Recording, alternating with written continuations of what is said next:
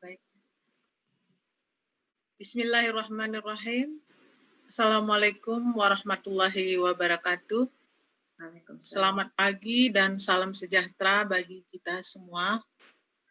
Sebagai umat yang beragama, marilah kita memanjatkan puji dan syukur kehadirat Allah Subhanahu wa Ta'ala, Tuhan yang Maha Esa, karena pada kesempatan yang baik ini, yang berbahagia ini, kita semua masih diberi kesempatan, Bapak Ibu Guru seluruh Indonesia, untuk mengikuti webinar seri kali ini. Tak lupa bagi yang Muslim mengucapkan selawat beriring salam kepada Nabi besar Muhammad SAW. Semoga kita mendapat syafaatnya di hari akhir. Amin, amin, ya Rabbal Alamin. Yang saya hormati Direktorat Jenderal Guru dan Tenaga Kependidikan yang telah memfasilitasi seri webinar Guru Belajar kali ini dan memberi kesempatan kepada saya untuk berbagi ilmu, berbagi pengalaman pada kesempatan ini. Kemudian yang saya hormati Ibu moderator dan pembawa acara tadi. Yang pertama Ibu Walmah Nikmatur Rahmat, yang kedua Ibu Nisa Apriliana SEMBE. Kemudian teman-teman saya yang menjadi narasumber, Ibu Ita Saripati, kami sudah sempat bertemu beberapa kali. Kemudian Ibu Dr. Husnul Khotimah, Ibu Kepala Sekolah SMA dari SMA 10 Malang ya Ibu.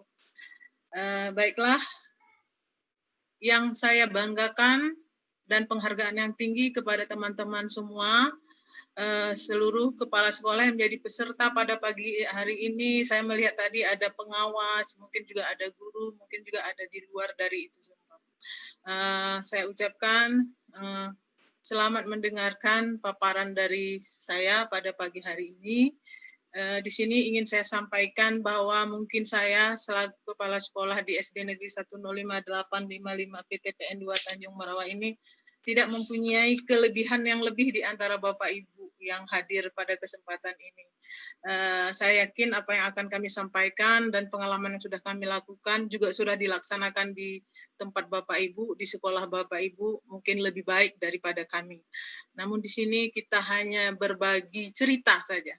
Berbagi cerita, berbagi pengalaman dalam menghadapi masa pandemi COVID-19 yang merupakan petaka dunia. Jadi tidak hanya di Indonesia, tetapi di seluruh dunia.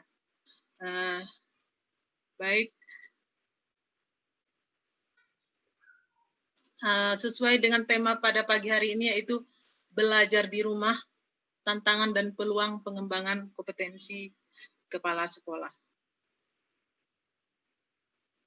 Di mana kita ketahui bahwa belajar di rumah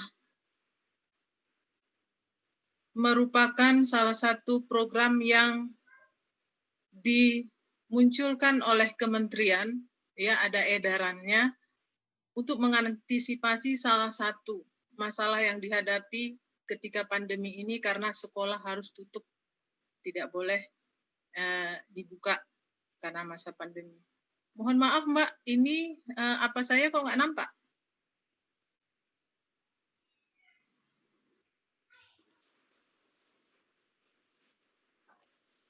PowerPoint saya nggak nampak.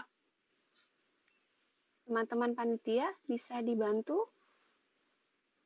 Ya. Ibu mau share screen atau dibantu oleh tim kami? Dibantu oleh tim saja.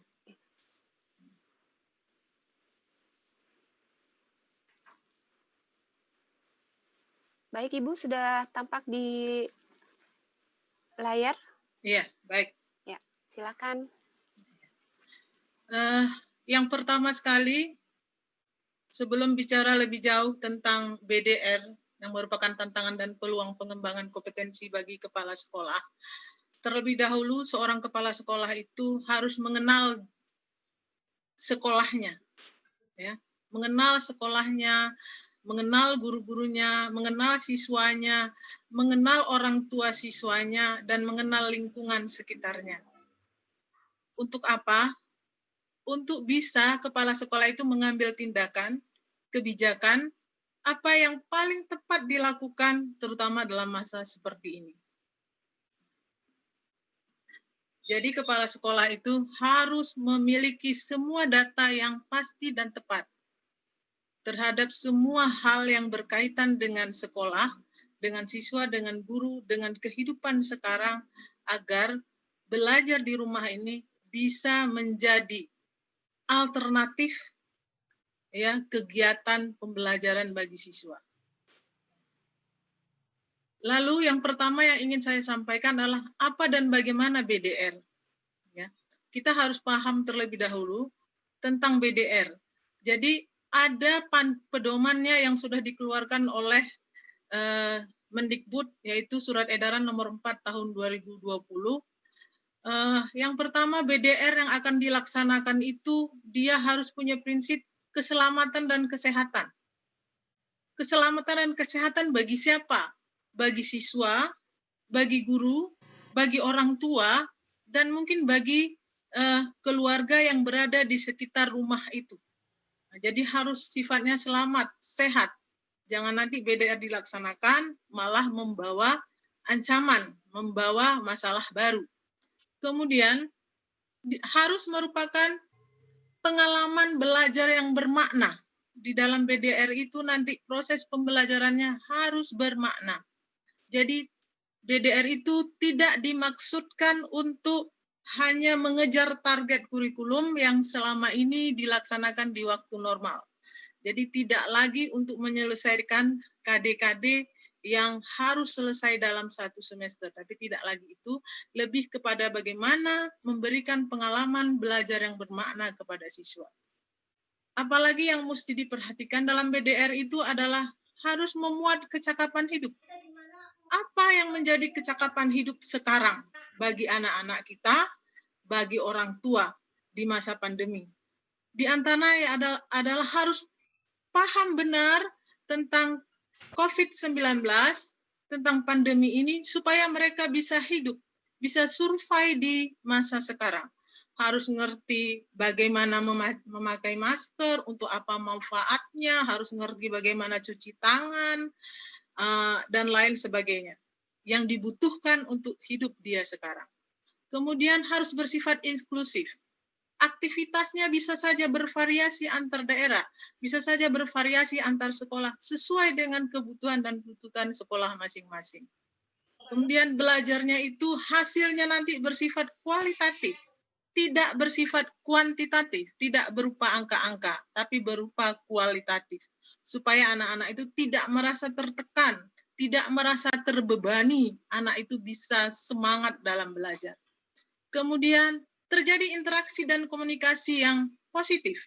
Jadi di BDR itu prinsipnya harus terjadi komunikasi dan interaksi yang positif. Antara siapa? Antara guru dengan siswa, antara siswa dengan orang tua, bahkan antara orang tua dengan guru. Itu lebih kurang seperti itu prinsip-prinsip BDR.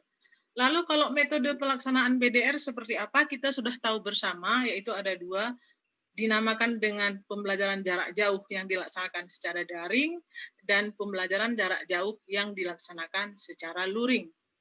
Di sini, berkaitan dengan tema kita, yang merupakan peningkatan kompetensi kepala sekolah, yang pertama sekali, saya ingin membahas tentang apa peran yang bisa kita laksanakan sebagai kepala sekolah dalam mensukseskan BDR ini sebagai alternatif belajar saat ini. Yang pertama sekali, sesuai dengan surat edaran itu adalah kepala sekolah itu harus menetapkan model pengelolaan satuan pendidikan dalam masa darurat ini. Ya, kepala sekolah harus punya ide, punya inovasi, punya kecerdasan untuk berpikir apa yang tepat sesuai dengan kondisi sekolahnya. Maka dari tadi awal saya katakan bahwa kepala sekolah harus paham betul tentang sekolahnya. Yang kedua, kepala sekolah membuat rencana keberlanjutan pembelajaran, melakukan pembinaan dan pemantauan terhadap guru dan tenaga kependidikan lainnya, memastikan ketersediaan sarana prasarana yang bisa memfasilitasi pembelajaran jarak jauh, membuat program pengasuhan, membentuk tim siaga COVID di masing-masing sekolah dan berkoordinasi dengan Dinas Pendidikan dalam hal ini pengawas. Next, Mbak.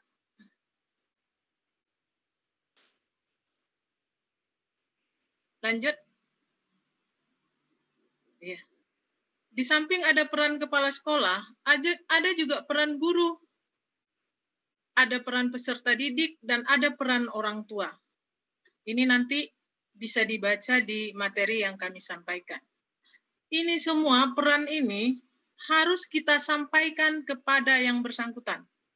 Peran guru harus kita sampaikan kepada guru.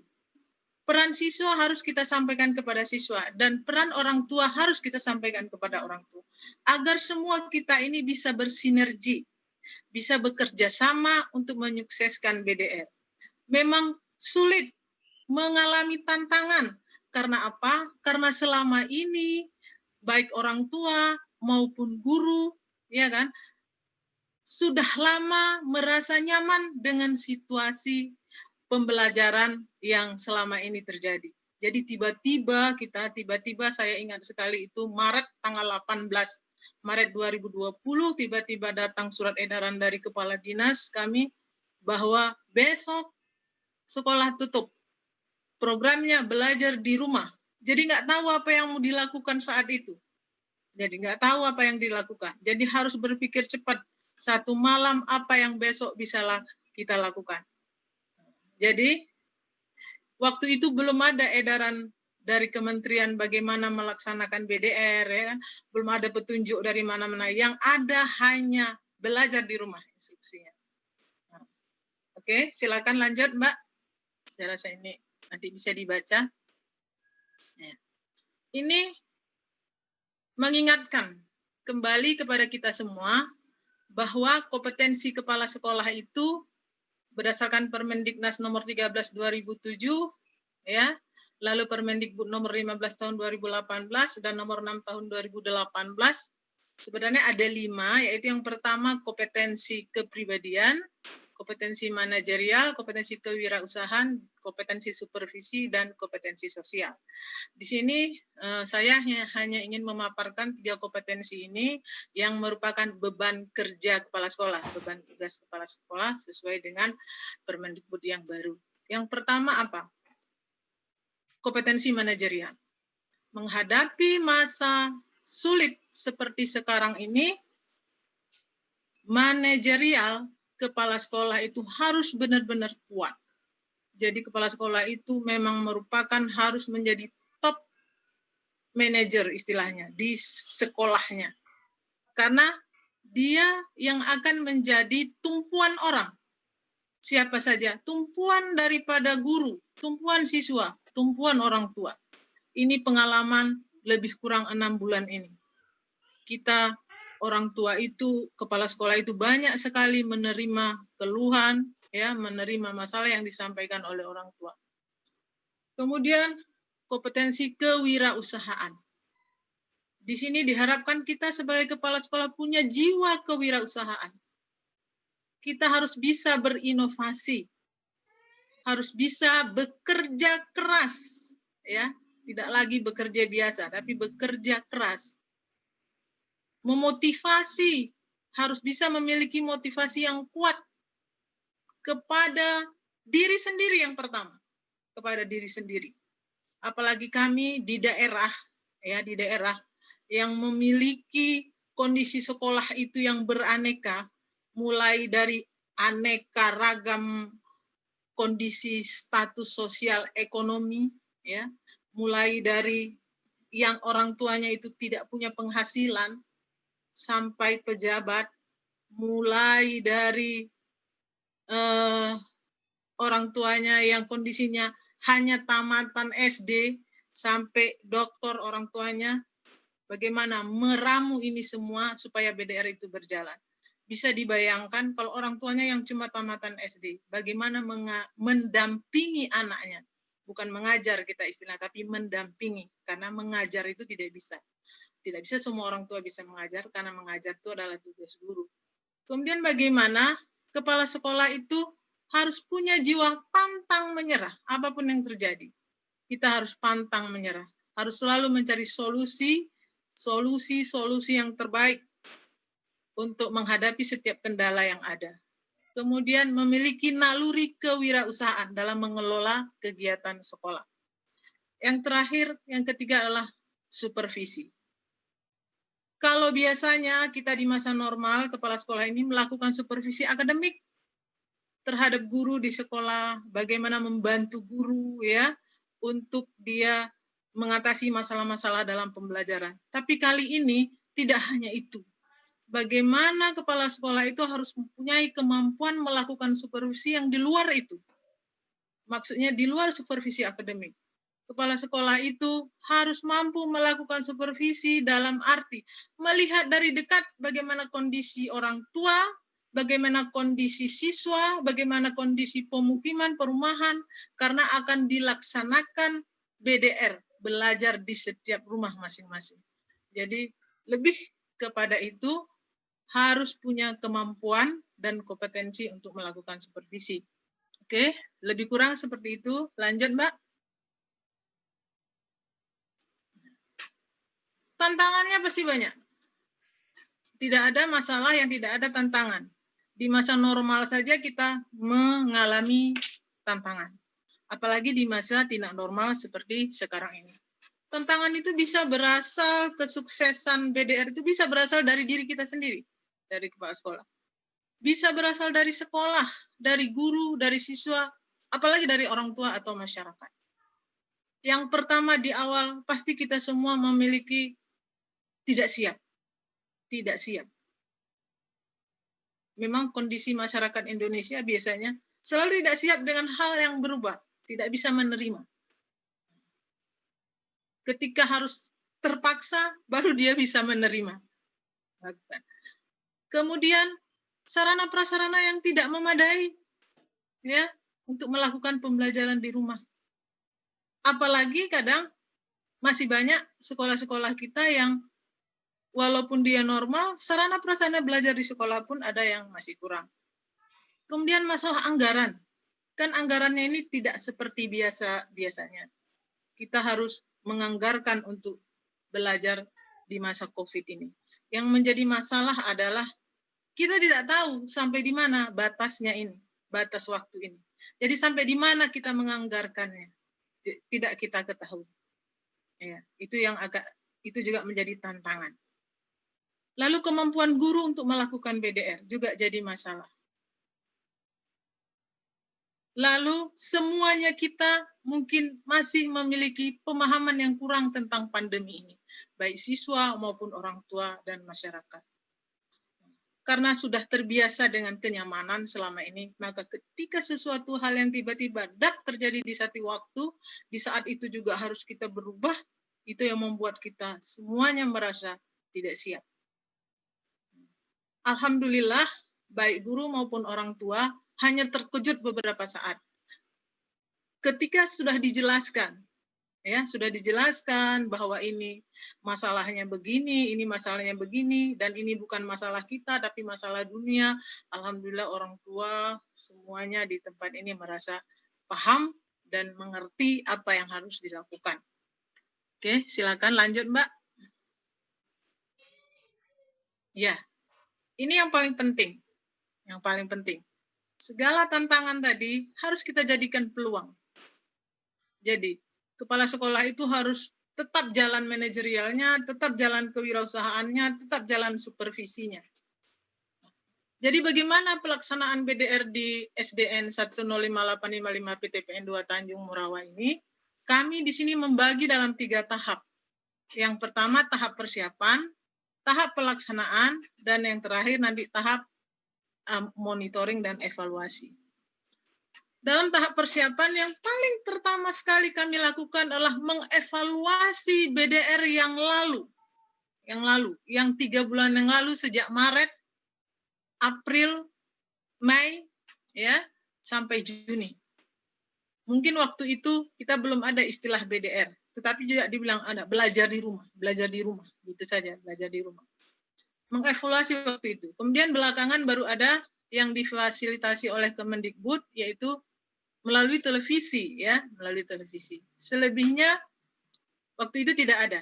Jadi kami hanya memberi bahan bacaan, memberi tugas kepada siswa untuk dikerjakan di rumah, kemudian dikumpulkan ke sekolah. Itu waktu itu. Jadi waktu masih Maret, April, Mei, itu yang dievaluasi. Mengevaluasinya itu butuh waktu yang lama. Bersama siapa? Bersama guru, dengan setiap guru, ya, dengan perwakilan siswa, dengan perwakilan orang tua, komite sekolah, dan pengawas. Itu yang pertama sekali kami lakukan. Untuk apa dilakukan evaluasi itu yang secara benar dan tepat sasaran?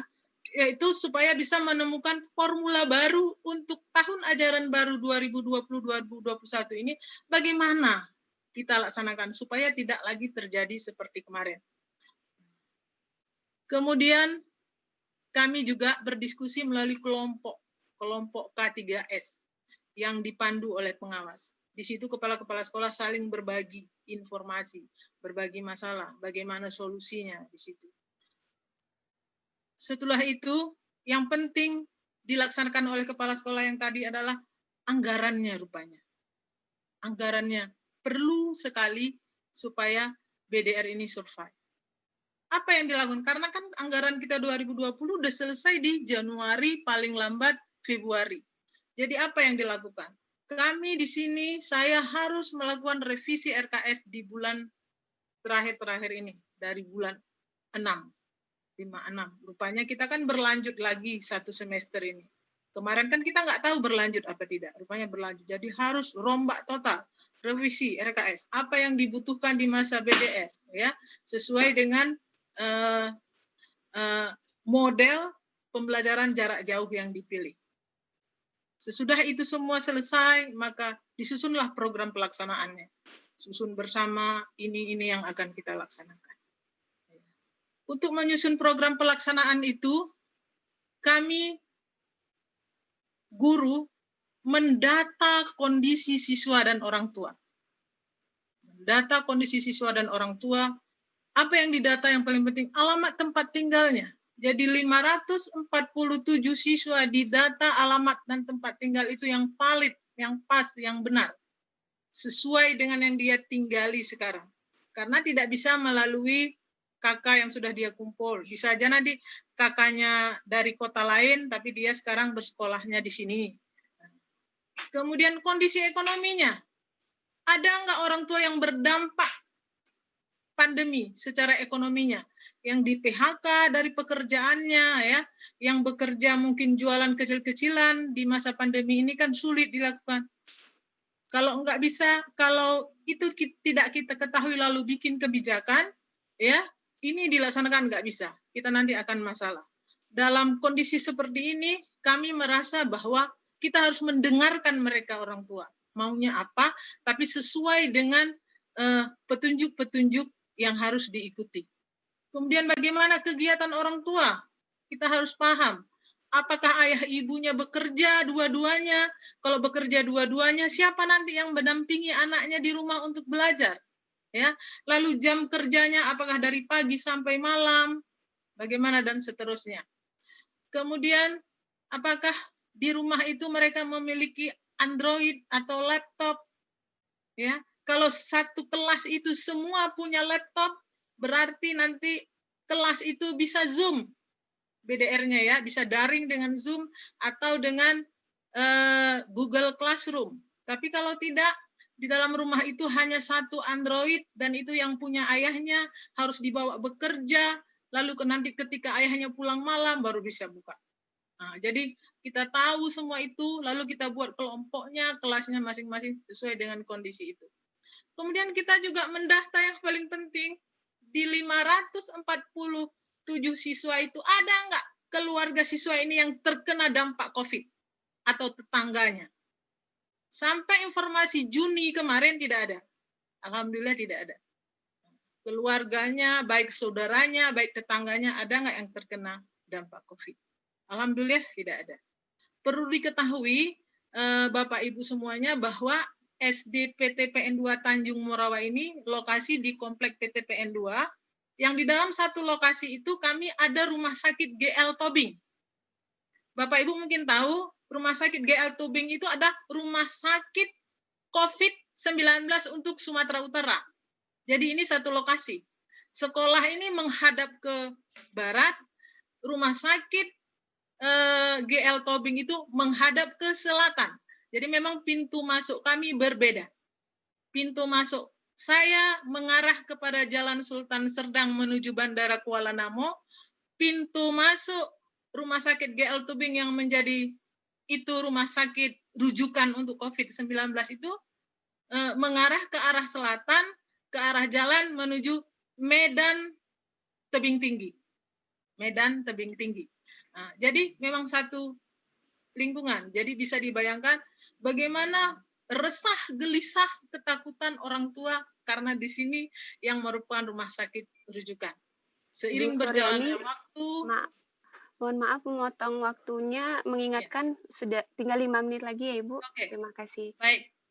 Ini di tahap persiapan yang dilakukan sampai selanjutnya. Silakan lanjut aja Mbak, sedikit lagi. Tahap pelaksanaan. Pelaksanaannya ini kami mengambil 3, yaitu home visit, luring, dan daring. Kenapa di sini ada istilah home visit? Karena banyak permintaan orang tua untuk home visit. Nah, untuk home visit, mungkin nanti bisa dijelaskan ketika tanya jawab ya. Home visit itu guru berkunjung ke rumah siswa. Jadi itu siswa yang tidak bisa, yang tidak luring dan tidak daring. Guru yang berkunjung sesuai dengan kelompoknya tadi, di mana dia siswa itu yang berdekatan rumahnya. Kemudian luring juga seperti itu. Luringnya itu masing-masing di rumahnya. Semuanya, kalau daring itu yang hanya bersedia daring itu sedikit, kecil sekali. Tapi ada di setiap kelas ada 1-2 orang yang orang tuanya minta daring saja. Oke? Mungkin nanti ini bisa dibaca pada saat di materinya yang sudah ada di alamat yang ditampilkan oleh Ibu moderator tadi. Nah, silakan. Yang terakhir, Mbak, tahap monitoring dan evaluasi. Jadi untuk memastikan bahwa BDR ini berjalan, yang pertama sekali kalau home visit, kami selalu meminta kepada guru setiap hari dia melakukan home visit itu, di saat itu dia harus mengirimkan foto pembelajaran, alamatnya di mana, di rumah siapa. Pesertanya berapa orang anak, siapa saja. Ya, dari jam berapa sampai jam berapa. Itu yang pertama sekali, supaya bisa saya monitoring bahwa itu terjadi. Lalu kalau misalnya yang luring, ya, yang pertama sudah dikasih modul, dikasih bahan LKS oleh gurunya, lalu harus diinformasikan setiap hari apa yang menjadi bahan belajar hari ini. Kemudian begitu juga dengan daring. Jadi guru melaporkan kepada kepala sekolah. Lalu saya juga melakukan kunjungan ke rumah siswa. Kunjungan untuk memantau, memastikan bahwa belajarnya ada, lalu bagaimana kondisinya, ada masalah apa tidak. Kemudian itu dilakukan dari Senin sampai Kamis. Jumat kembali lagi semua ke sekolah. Guru kembali semua ke sekolah pada hari Jumat untuk membahas apa masalahnya, ya bagaimana jalan keluarnya, lalu menyusun lagi program untuk 1 minggu ke depan. Pada besoknya hari Sabtu, guru juga di sekolah menunggu orang tua mengantarkan tugas, mengumpulkan tugas siswa. Jadi pada hari Sabtu. Besok Senin sampai Kamis mulai lagi dengan 3 model pembelajaran tadi. Ya. Lalu apa lagi yang dilakukan? Mengisi format evaluasi. Sampai hari ini masih terus dilakukan evaluasi. Format evaluasi itu dilakukan oleh siapa? Oleh kepala sekolah, oleh pengawas, oleh guru, oleh siswa, bahkan oleh orang tua. Kami di sini sangat mendengarkan apa maunya orang tua. Yang penting maunya itu tidak aneh-aneh dulu. Yang penting bisa belajarnya itu berjalan dengan sukses. Ya, di sini belajarnya tadi mungkin karena saya mengejar waktu, belajarnya tidak lagi untuk menghabiskan KD-KD pada kurikulum. Tapi kita di sini sebelumnya itu sudah mengambil materi-materi yang menjadi prioritas, ya.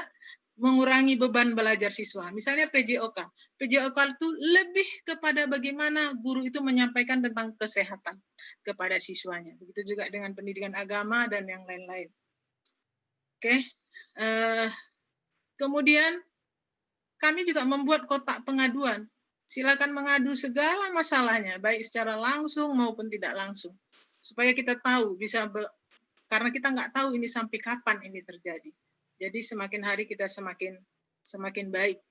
Kita harus siap, harus survive dalam keadaan yang seperti ini. Tidak boleh lemah, tidak boleh lengah, tidak boleh mundur. Sesuai dengan kompetensi tadi, pantang menyerah. Dan kemudian selalu berkoordinasi dengan Dinas Pendidikan. Dalam hal ini pengawas, memang Dinas Pendidikan Kabupaten Deli Serdang menugaskan kepada pengawas untuk memantau keberlangsungan pembelajaran. Ya. Jadi perhatian Dinas Pendidikan daerah lumayan bagus kepada kami sekolah. Ya, yang terakhir, slide yang terakhir Mbak, penutup. Ya, penutup saya ingin menyampaikan kepada kita semua bahwa pembelajaran tidak boleh berhenti dalam masa seperti ini. Harus terus berjalan. BDR merupakan alternatif yang paling mungkin dilakukan oleh semua siswa sesuai dengan kondisi masing-masing. Bisa daring, bisa luring, bisa tadi home visit seperti yang kami inisiatifkan di tempat kami karena itu sesuai dengan permintaan orang tua. Kemudian saya yakin kepada kita semua bahwa tantangan akan menjadi peluang ya bagi kita jika mampu kita mengelola dengan baik. Maka seorang kepala sekolah, ini saya untuk memotivasi diri saya sendiri ini dulu pertama, bukan orang lain, bahwa kepala sekolah itu harus smart, cerdas dalam situasi seperti ini. Kalau kita tidak cerdas, tidak smart, kita akan mengeluh. Kalau kita kepala sekolah mengeluh, bagaimana guru kita, bagaimana siswa, bagaimana menenangkan orang tua yang dalam keadaan seperti ini. Karena kita harus tahu bahwa kepala sekolah adalah pemimpin dan penanggung jawab berlangsungnya pembelajaran di sekolah. Itu saja yang bisa saya sampaikan pada